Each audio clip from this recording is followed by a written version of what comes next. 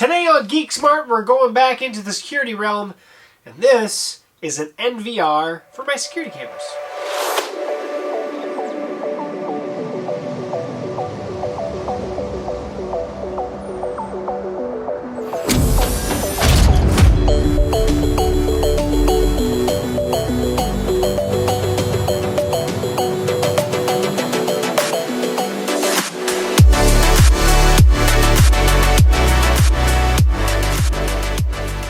Hey folks, welcome back to GeekSmart. And so today we're kind of going the next step after a security camera video I did a couple months back. I did a video for Reolink on one of their PoE or Power over Ethernet cameras. And I'm a huge supporter of it. I really liked that camera. I did.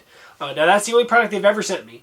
I should say, they sent me one other one, it was a wireless camera. But the only point of Power over Ethernet one they sent was that specific camera. Since then, I've purchased two more of a similar camera from Reolink as well that does not have the zoom feature that specific camera has. So now I actually have three Reolink cameras that are Power over Ethernet running down here in my at my network closet. So I purchased this with my own money as well. This is the Reolink. This is one of their 8 camera NVRs. So this one can do up to 8 cameras, up to 4K. Has a 2 terabyte drive built into it. It's the RLN8-410 version 2, which I think the version 2 is the one that can do 4K. The version 1 can't. That's from what I see. I've cut the tape, but I haven't really actually done anything since. I'm really looking forward to seeing how big this thing actually is. So let's bring the camera in here a little bit better for the view, and let's unbox it, and then we'll keep going. Alright, so let's open this bad boy up and see how she comes out.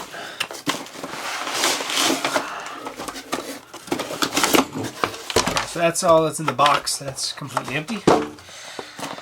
So, we have operator's instructions, boom, in a bag there.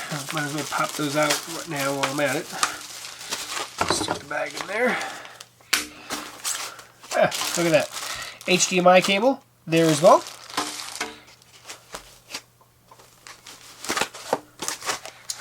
And then we have our VR itself. So, a little smaller maybe than I thought it was going to be. I knew that it was not a rack mountable one. I really wanted it to be rack mountable because I do have a network rack myself. Look at that. Huh. Peeled off a couple of those rubber feet for it. Let's go underneath there. Let's put those back on. That's never a good thing for it just to pop off. Because I'm going to want that. I'm going to want this thing noise isolated. Alright, so it's got a 2 terabyte drive already built into it. Front, looks like we have simple buttons, simple ones there, USB. Backside, audio out, look at that. DC 48 volts when it's running off of on-off switch, USB, HDMI, VGA as well. LAN connection, eSATA, so looks like you can expand the storage with an eSATA drive. Then we got our 8 Power over Ethernet ports for the cameras themselves. Alright, so that is our NVR. Let's see what we got here. I'm super power cord. Yep, there's the power cord for it. Does come with a small Ethernet cable to hook it up to the LAN. We got a mouse. That power cord is for the brick, and there's the 48 volt adapter. I'm never a big fan of having external bricks. I prefer this to be built into this thing. Because that's going to be one more thing that I'm going to have to mount or deal with on the outside. So that's a downside to me, to be honest about it, as honest as I can. Not a big fan of that. I do like the smaller form factor, kind of, but at the same time, I wish this was rack mountable, so you had an option. Just things that I'm going to bring up as we go. But I knew that would go. I knew that going in. I did not know this going in, to be honest about it. But we'll deal with it. So we got these cables. Got the mouse. We're gonna go back and we're gonna actually put this at my rack. I have a little shelf that I'm gonna set it on, and yeah, let's get it ready back there. So let me show you what we've got here. I've got it sitting on top of my rack here. So I've got my switch, I've got my patch panel. These three are my cameras. So I've got those patch cables, currently at least temporarily, running up to behind here. So if I go back here, you can kind of see we have the 3 cameras plugging in right here. Down here I have, this is the Ethernet cable going to my switch, so it's actually plugged directly from my switch. Then we have the HDMI connection and the USB connection for the mouse and the display. And then I have power, and I currently have turned off. Let's kick power on. Click, you can see the red light coming on. So power light there. Let's let it boot up. Let's head over to the display and see what we got. Okay, so here we are. I have the mouse hooked up, and then the display. I don't have a keyboard hooked up currently, so I'm going to have to use probably the on-screen keyboard. English admin, and we have to make a password real quick. I'm going to make one real quick, and I'll be right back, okay? So I made the password here. Now I don't think you actually have to go through this, but I want to go through the setup wizard on here because this is the one that's actually on here, and then I'll show you the app that's on my desktop that I actually already pulled up the NVR on my on the app, but I didn't even set that up. I just clicked on it. Hit next here. Resolution. Let's just go full 1080. Pacific time. Nope, we are Central time. I prefer month, day, year. I like 12-hour clocks, and NVR is fine. We'll hit next. Okay. Let's click on that. We'll hit initialize. That way it formats the disk for us. Alright, we'll hit next. DHCP, that's fine. We'll let it do itself automatically. So camera 1, we'll keep it as camera 1, camera 2, camera 3 for now. That way we can verify which one's which to make sure that I plugged them in the correct order that I placed them. Email configuration. I'll do that later probably. DDNS configuration. NTP. Yeah, I do want to do network. 10, we're good. Okay, DST, daylight savings time offset. We'll enable that. And now, it should be set here. So let's see, channel setting. Camera 1, configuration save. IP channel, apply. So you can see the different IPs that we have. Auto add, so it actually added automatically. Okay, so we had the NVR set up, but we weren't getting any video feed. I am now, because I went back to this camera right here, and I restored it through the app, through the actual phone app. So I connected directly to that camera, and I restored it. Because right now, I had all 3 cameras set up so I can individually go to each one through the app. Well, now we want it to go through the NVR. So as soon as I restored it, it automatically came up. I didn't have to do anything. So what I'm going to do, I'm going to go restore the other 2. And the process, I'll show you that process here. So we can see the 2 cameras I haven't restored, or I haven't done the restore on. The third one, it says uninitialized, right? Well, let's go back to the front northwest. I'm going to hit the gear icon here. And I'm going to go to, where did I go to?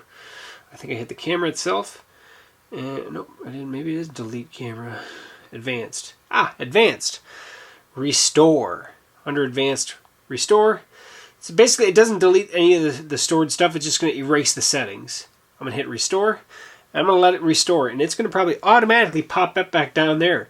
So while it's doing that, I'm going to go back to the front door one as well and do the exact same item. Advanced, restore, hit restore. And they say it takes up to 3 minutes or whatever. Basically, it just wipes the camera and then does a reboot on it, right? So that's all it's doing, is it's doing a reboot on the camera. And so what we got to do is, well, we're essentially now just waiting for it to restart the camera. So essentially what's going to happen is probably going to automatically pop up here, just like that one did. I didn't do anything. It just popped up. Renamed it to camera 1, even though it was, I think, northeast camera, because it's on the northeast corner of my building, or of my house, sorry. And then the other 2 are going to be in the other quadrant, and then also the front door, the one that oversees my entire front porch area. And then these are going to be for future use. So we'll give it a few minutes, and then we'll be right back, and then we'll go to the desktop app. All right, just to prove a point, I did not touch a thing. They automatically came up. So obviously they're not working very well when it came to me already having them set up for direct access. We had to have them set up for this. Now the funny thing is, these are not actually plugged into the back of my NVR. So this kind of proves a point. While that NVR has an 8-camera system, up to 8 outputs, these are actually plugged into my my PoE switch, my Cisco switch. That's what these are plugged into right now. They're just the NVR is actually seeing it through its LAN connection because it's also plugged into my Cisco switch. So if you have a power over Ethernet switch, you don't actually have to use the NVR to power the cameras. I'm going to actually go back and plug them back into the back of the NVR because I'm going to let it do its thing with the cameras independently. Not to say that it needs to happen, but it might change the order here. But before we get into that, I'm going to do that real quick, and then I'm just going to skip this all together. We're going to head over to the app because it's a little bit more refined working through a desktop interface. Okay, so as you can see now it's coming up as they're all called Camera 1. We have all 3 cameras up, and basically just rebooted all the cameras, restored all the cameras I should say, and then let them come back up. Now I will say that the first one I restored earlier, when I restored all of them and plugged them directly into the NVR, that one didn't come right back up right away. So I actually went back into this direct, restored it one more time, plugged it back in, and here we are. So a little glitch, I don't know, wasn't that big of a deal, but it was, I don't know if because I had it connected to the switch for so long, it just didn't like being plugged into the NVR. It doesn't really matter. Now they're all plugged directly into the NVR.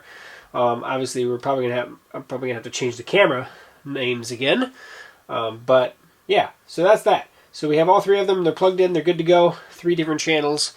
Let's head over to the app on the desktop. Okay, so this is I'm on actually my iMac in Mac OS, so not in Windows, and you can actually see that there are cameras here that don't exist anymore. So I'm gonna go ahead and delete that guy, and delete Reolink, and Camera 1. So now we just have the NVR itself.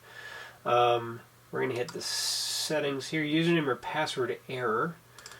If I go into here, admin, and then put in the password we just set up. Let me do that quick. Hit OK. And we're in. Boom. Camera 1. They're all Camera 1, of course. Let's see. How do we do... That's channel 1, channel 2. This is channel 3. And of course we can go, let's see, grid. And we can change we can probably change the name of these in here as well. So if I just double click on it, it'll go back out. Right click, let's see here. If we go in here, let's go to the settings again. Channel name for channel 1, which this is supposedly channel 1. That's the northeast, or let's see, front. Northeast is what I called it. Date position, I like this on the bottom left, and name bottom right. Boom, hit save, and we can see the date and the front. Now I can do that with all my other channels. Let me do that real quick. I'll be right back. Okay, I'm bringing you in a little bit just so I can show you some of the settings within here. And this is within, let's just exit back out of here.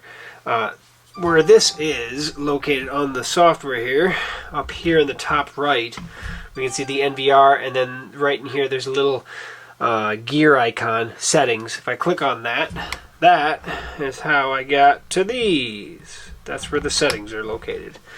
So, within these settings, and I'm going to kill that sound so you don't hear that constantly. That's basically sensing motion, and it's probably these leaves back here you can kind of see in the background, because right away we haven't set up our motion areas to track.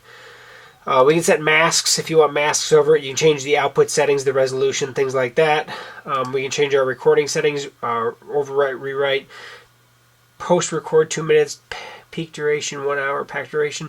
We can change all this stuff within your channel. Our schedule settings, we can do that with it for each independent channel. Encode, let's see here, fluent mode, or do you want it to be clear mode? I prefer clear, higher resolution. I don't care if it's as long, so I'd prefer clear. I would want audio as well, actually, for each channel of what I have, so that's what I'm going to do. Oh, I guess I should do this and hit save. Hey, look at that. My bad, my bad.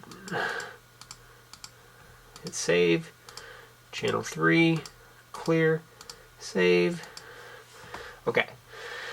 Then we're going to come back to network. We can see network status. We can go to network settings and change off of DHCP if we want. We can do the email settings like we were doing during setup. FTP server stuff, DDNS, MPP. All these settings we can do here. Motion, here's the big thing. So motion, we can change the sensitivity, and we can go to, again, per channel here, right? Area, we can clear all, which is, you can see here, so we can actually then select the areas that we want to track for motion.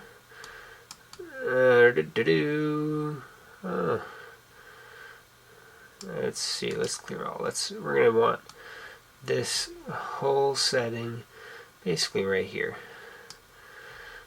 I'm going to save that for now. We can change the schedule of that camera as well as any action. Let's go to channel 2. Let's go to area. Let's clear it so we can see it. I don't want the street and I don't want these guys. So I do want all this, all this, all that, all that. Nope. No, I don't want to. And you can play around with this quite a bit. You can actually do this on the app as well. You can use your finger on the app on your phone. We'll hit save. We'll go to channel 3 quick. We'll see this. Clear all. There we go. Actually, select all. We'll leave that fully selected for now, although I will say these plants can get annoying. There. So I'll deselect the plant areas because I really don't want to get a whole bunch of yeah, there we go. That's better. I feel better about that. Of course, I can always change that later and go back. Video loss, exceptions. Oh, full hard drive. We can change that. Hard drive. We can see there's a 2 terabyte hard drive in there. System information, general, DST, maintenance, auto reboot every Sunday. That's a smart idea. Reboot at least once a week. Nope, I don't want to reboot right now. Log search and then user manager. Right now there's just admin, but you can add more users if you'd like. So yeah, that is the settings. And in my opinion, it's a lot easier to horse around with it through the app. You can actually do the full setup on the app. I wouldn't even plug in an HDMI to a monitor. Just forget that's even a feature. Do it directly through the desktop feature. And this is the Reolink software. I downloaded this right off the Mac App Store, but you can probably get it for Windows directly off of Reolink's website. Just to show you real quick, so this is the app on the phone. It's actually the same app that's basically on the desktop, but of course it's more mobile based, so it's a little bit different. You can see that I already logged into the NVR here. Basically, when you bring this up, if you're on your same network, it's going to find it automatically, so it makes it really easy. And you can see if we swipe through, we can see the different areas of the house with the different cameras. And with any of these, if we go to playback, we can actually see the entire timeline. We can hit play, and we can actually see any events that were created by any motion, essentially. Oh, playback failed on that one. But yeah, so that's how it's going. Obviously, I haven't had it going long enough to really have anything to show you, but you can see here that the app works fine on the phone, and we can see all three channels that we have, and then all the other channels that currently don't have cameras associated with them. 8-channel NVR, up to 8 cameras. One thing I did want to point out that I didn't really point out before is on any of these cameras, whether it be my 3 cameras that I have here, I can go down and go to motion detection, right? And we were talking about how you can do the motion zones. It's easier with, let's see here, with this we can actually do our finger, right? However, we can actually turn the buzzer. So before I have on my desktop, it automatically has the buzzer turned on. You can turn that buzzer on for individual channels, right? Or leave it off. So if you have somewhere that you really want, I want to know if there is motion in this, I want to know about it, you can turn that buzzer on, and then you'll hear something when motion is detected on that channel. So there you have it. That is the second NVR that I've set up on this channel. I will tell you that all of them are different. This is substantially better than the last one I did. So I will say that real quick. I have a hard time saying great things about any product right out of the gate because I had to play around with it. I did notice a couple things. One, I have channel 3 technically plugged into port 1. Channel 2 was plugged into port... channel 1 is plugged into port 3, channel 2 is plugged into port 1, and channel 3 is plugged into port 2. It's weird. I would think that 1, 2, 3, 4, that'd be the channel. I guess not, but it's not that big of a deal. I have them named. I have them organized properly. I can mess around with it as I see fit. But I will say that is something that I did notice, and that was weird. Obviously, if you have your camera set up already, you're just going to have to do a restore on it. It's not going to erase. So, like 2 of my cameras, I actually have memory cards in right now, so because they were direct to memory card. Now they're going to the NVR. I can obviously pull those memory cards out.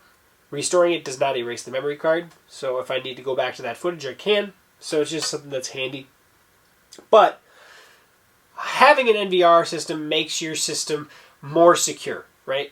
Before, it was saving the memory cards on device, on camera. So if somebody was to come up, cut the camera, and take it with them, not only did I lose the camera, I also lost any footage that I would have knowing who did it, right? Because these are not cloud-based cameras.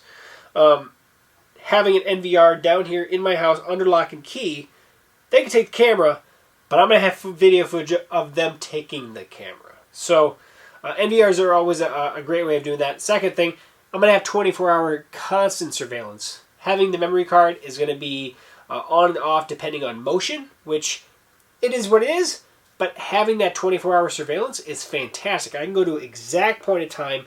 Last night we actually had a cat end up on our porch in the middle of the night, like 2:50 in the morning. My youngest daughter was out sleeping in the living room on our awesome couch, and she woke us up saying, "Hey, there's a cat that's scratching at the window." I was like, "What?" And we have our windows open because it's nice temperature out here right now.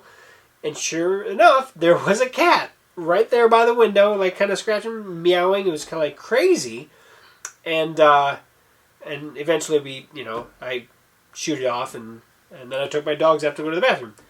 But my motion-based camera, I could see it for just a short bit. I have no idea when it got there, and I don't know. I know exactly when it left, but I have no idea how long it was actually there. I had a snippet of when it actually did trigger the motion, but it's a small creature, a small animal, right? So it wasn't the whole time. So it's kind of weird.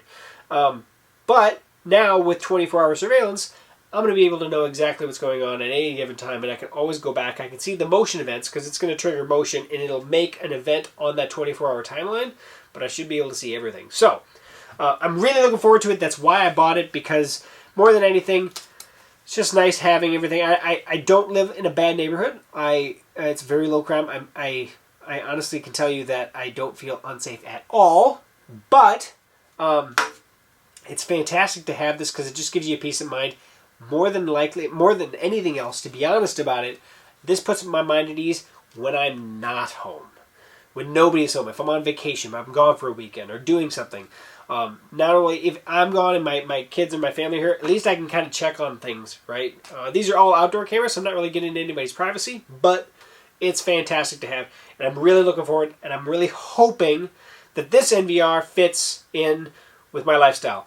To be honest about it, I can go directly off of it, go directly into a monitor or TV.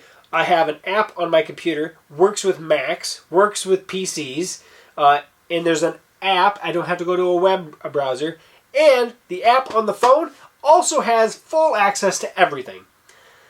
Yeah, that is exactly what I'm looking for. So, Reolink, I'm really hoping for you. I'm counting on you. Come on, baby. I'm hoping this works great. I'm planning on adding some more cameras, and I'll probably do some more videos when we get to that point. But for now, with the 3 cameras I have, at least I'm getting a part of the picture of my house. So, thank you for watching. Thanks for sticking here to the end. Please like, subscribe, all the good stuff. If you have any questions for me, comment below. If I don't catch you on the comment and you really need an answer, head over to techgooch.com. You can email me directly through the website. It's just a faster and more secure way to get a hold of me, and then we can have a one-on-one conversation rather than a public one. So, if you have any questions, let me know. Otherwise, thank you. Thank you for sticking to the end, and thank you for watching. Please subscribe. Catch you back here for another video install. We got more coming. We'll see you soon.